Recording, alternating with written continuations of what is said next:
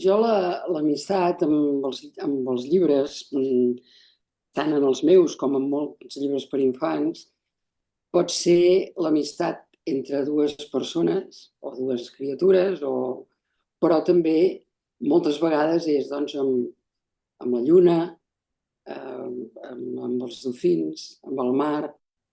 Altres vegades sí que és amb persones, amb nens o gent gran, no?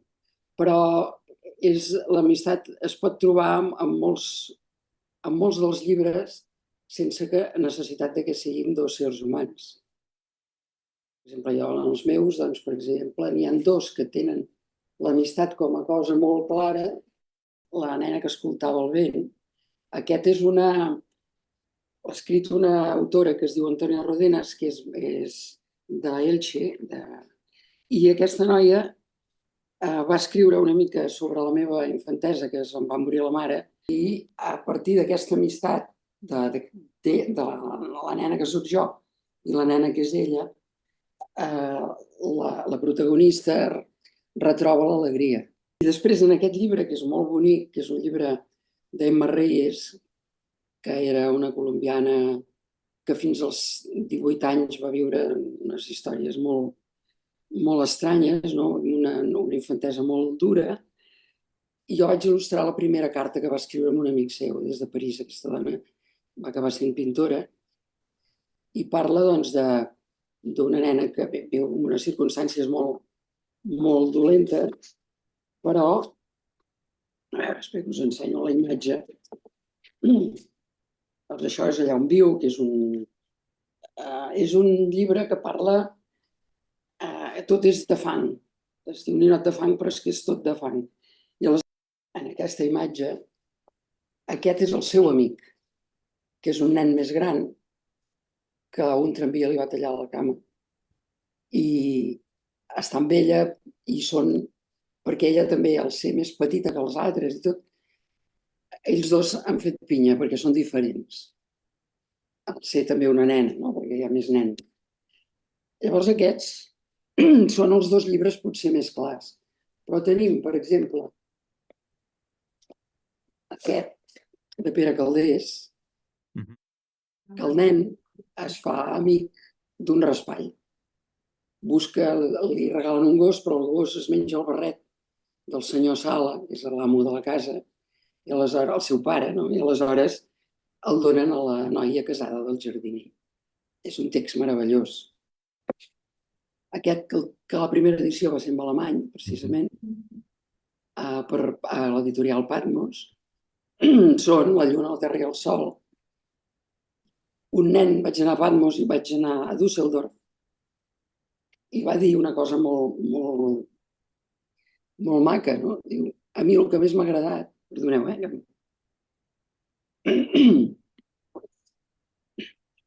el que més m'ha agradat és que sent tres personatges tan diferents es puguin fer amics. I era un nen immigrant que no l'acceptaven. I clar, ell se'l va fer seu. Vull dir que l'amistat per ell era això, l'acceptació de la diferència, també, no? Que els llibres, quan són oberts, que és el que ha de ser, els nens hi troben una explicació per ells, que els hi va bé en aquell moment. És com un quadre que l'acaba qui se'l mira. Aquest, per exemple, que és un conte que és meu, fa pel monstre groc. Aquí té un amic que és un personatge que no se sap ben bé què és, no? I després aquest, que és el meu llibre més emblemàtic, que és el d'en Joan, que també està editat en alemany. Aquest és l'amistat d'un nen amb la lluna. La lluna li dona resposta, l'ajuda, busca respostes en el mar, però és la lluna la qui l'ajuda. A buscar, en aquest cas, busca la salut del seu pare que ha caigut en el mar. Que és pescador, la mare no hi és. Que en els meus llibres hi ha molt aquesta absència de la meva mare, que es va morir quan jo era petita, i aleshores doncs surt bastant. Aquest és en Benet i el seu roure, que és d'una escriptora francesa que es diu Claude Lebert, que també és un nen que té una amistat amb un roure. Llavors, quan veu que el roure perd les fulles, es preocupa perquè no entén què ha passat. I aleshores, veus, això és la tardor, que va perdent les fulles. I ell, doncs, el que fa és l'abriga i li fa companyia fins que torna a veure doncs, que comença a sortir un brot, que ell no sap què és, però es posa content perquè veu que allà hi ha la vida, no?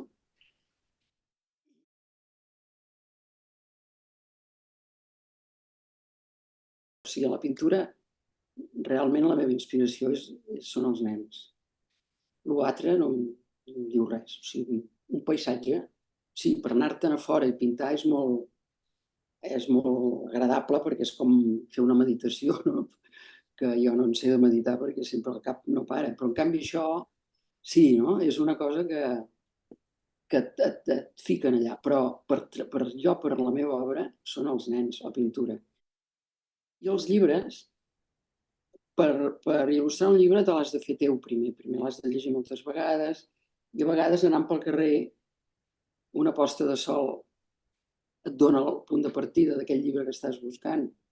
Vull dir que cada llibre una mica és... O el Martí Pol, doncs vaig anar, que vaig il·lustrar l'aniversari, que és un senyor que té una vida tonta i llavors es troba un barret i diu que no se'l traurà més i que li comencen els problemes i ell fa el mateix, la mateixa vida, tot és bona persona igual, però al final li diuen que si no es treu el barret no cal que torni a la feina. I bueno, allà també vaig anar a Roda de Ter, que és on vivia en Miquel, i vaig dibuixar la fàbrica, vaig dibuixar... Bueno, el despatx és el despatx on treballava el meu pare, que era un despatx de xarxa. El meu pare treballava en una empresa de xarxes i era molt a prop d'on visc ara, aquí a l'altre carrer. Però el despatx és aquell.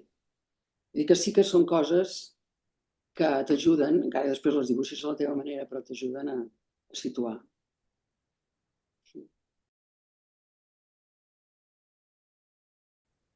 Jo diria que és el teatre, la meva mirada teatral, però també els ulls dels personatges, l'expressió dels ulls.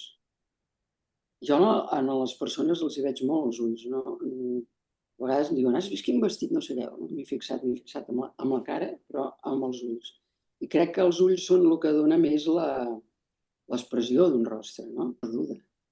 I que la mirada expressa molt l'ànima de la persona.